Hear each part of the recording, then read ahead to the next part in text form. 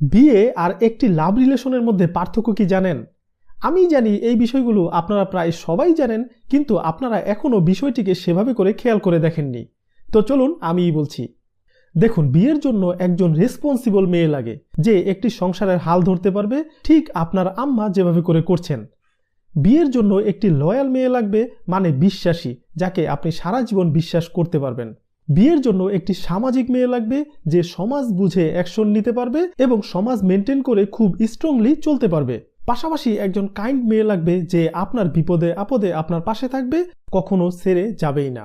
যাই হোক, এগুলো তো আমি কিছু এক্সাম্পল দিলাম মাত্র। এইরকম আরও অনেক বিষয় খেয়াল করেই একটি মানুষের বিয়ের সিদ্ধান্ত নেওয়া উচিত। কিন্তু নর্মাল লাভ রিলেশনের ক্ষেত্রে কি লাগে বলুন তো? আমি শিওর এগুলো তো কিছুই খুব একটা লাগে না, শুধুমাত্র লাগে কিছু টাকা আর একটি মেয়ে হলেই ব্যাস লাভ রিলেশন শুরু। এখন যেহেতু লাভ রিলেশনের শুরুতে এগুলো আমরা খেয়াল করি না, এবং দিন যেতে যেতে একটি মেয়েকে অনেক ভালোবেসে ফেলি, এবং যত কষ্টই হোক না কেন একটা সময় বিয়েও করে ফেলি, কিন্তু এখন তো আর সংসার হয় না, কারণ সংসারে তো লাগে অন্য জিনিস, মানে অন্য কোয়ালিটি দরকার। আর তখনই শুরু হয় সংসারে অশান্তি। যাই হোক, আমি লাভ রিলেশনের বিপক্ষে না, আমি আসলে সমস্যাগুলোর বিপক্ষে, আর যারা না বুঝে রিলেশন করেন তাদের বিপক্ষে। আশা করি এই ইম্পর্টেন্ট বিষয়টি বুঝতে পেরেছেন। যাই হোক, এখন আমি চাণক্যনীতি থেকে কিছু পয়েন্ট আপনাদের শেয়ার করব, আসলে কোন ধরনের মেয়েকে বিয়ে করা উচিত। তো চলুন জানা যাক সেই বিষয়গুলো।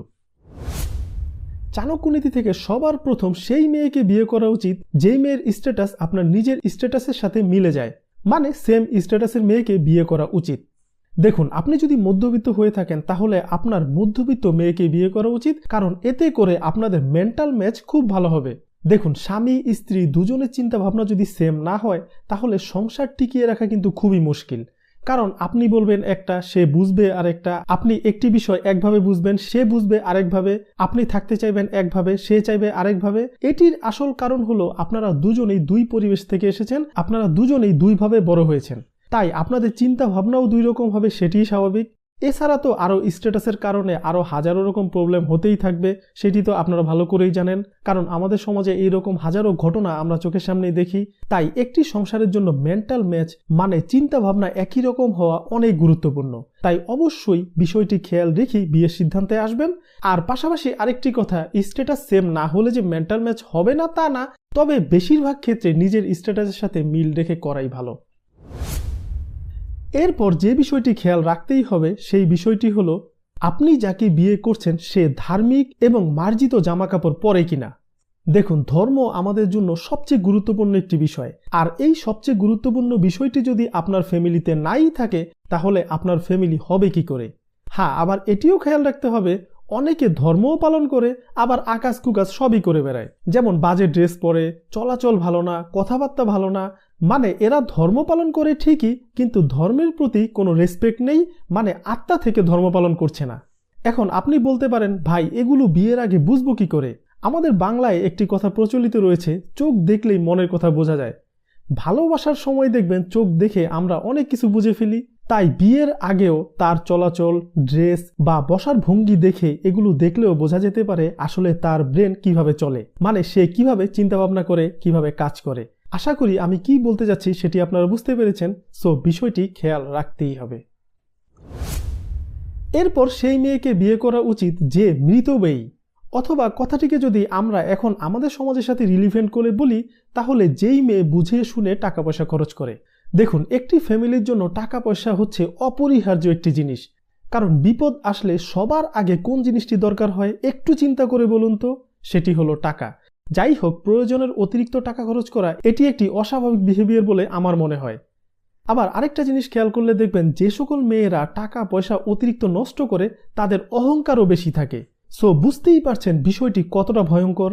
যাই হোক, অতিরিক্ত টাকা পয়সা খরচ করা এটি একটি ব্যাধির মতো, তাই এই বিষয়টি বিয়ের আগে অবশ্যই খেয়াল রাখতেই হবে। এর পরের বিষয়টি হলো, যে সকল মেয়েরা সামাজিক তাদেরকেই বিয়ে করা উচিত। দেখুন, আমরা এই দক্ষিণ এশিয়ার মানুষেরা, আমাদের কাছে সমাজ অনেক বড় একটি বিষয়। কোনো কোনো ক্ষেত্রে সমাজ আমাদের ফ্যামিলির মতো গুরুত্বপূর্ণ। এখন আপনার স্ত্রী যদি সামাজিক না হয়, তাহলে সমাজে কি আপনার কোনো মান সম্মান থাকবে? আর সমাজে যখন আপনার সম্মান নষ্ট হবে, এসব বিষয় নিয়ে দেখবেন আপনাদের মধ্যে প্রতিনিয়ত আবার ঝগড়াও হতে থাকবে। তখন দেখবেন সংসার টিকিয়ে রাখাই মুশকিল হয়ে পড়বে। অপরদিকে আপনার স্ত্রী যদি সামাজিক হয় তাহলে সমাজে আপনার সম্মান কিন্তু বাড়বে, আপনার সমাজে চলতে কিন্তু অনেক সুবিধে হবে, আত্মীয় স্বজন সবাই আপনার ফ্যামিলিকে অনেক রেসপেক্ট করবে। সো বুঝতেই পারছেন বিষয়টি কতটা গুরুত্বপূর্ণ, আর এই বিষয়টি বিয়ের আগে অবশ্যই খেয়াল রাখতেই হবে। এরপর সেই মেয়েকে বিয়ে করা উচিত যে ধৈর্যশীল।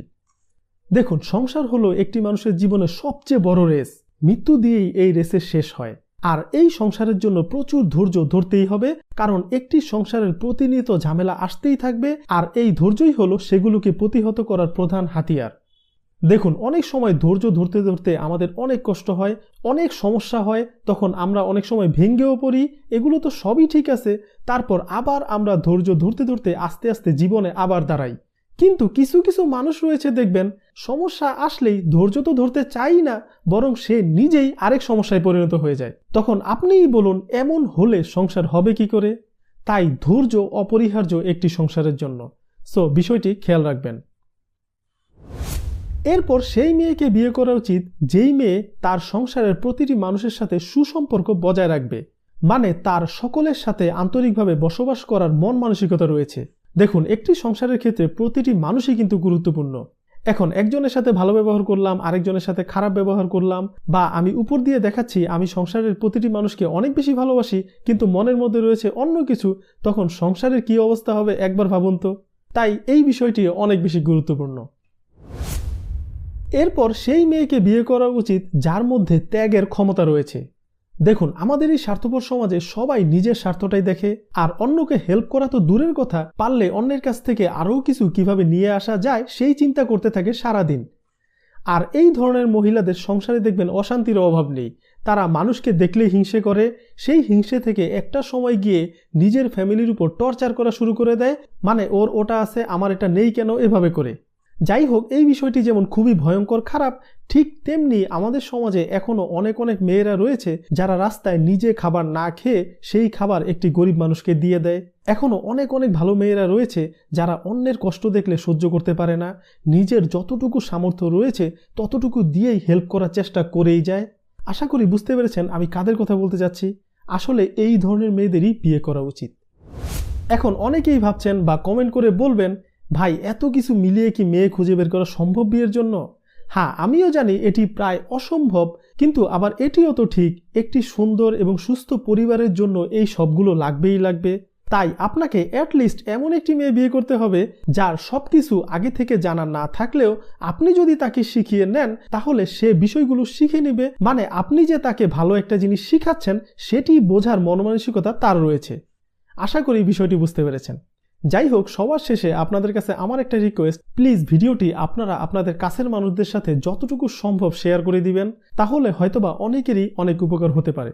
আর অবশ্যই এই ভিডিওটিকে লাইক করতে ভুলবেন না, আর যারা এখনও আমাদের লাইফ সলিউশন চ্যানেলটিকে সাবস্ক্রাইব করেননি তারা অবশ্যই সাবস্ক্রাইব করে বেল আইকনে ক্লিক করে রাখবেন, যেন আমি নতুন কোনো ভিডিও দেওয়ার সাথে সাথেই আপনারা পেতে পারেন। ভালো থাকুন, সুস্থ থাকুন।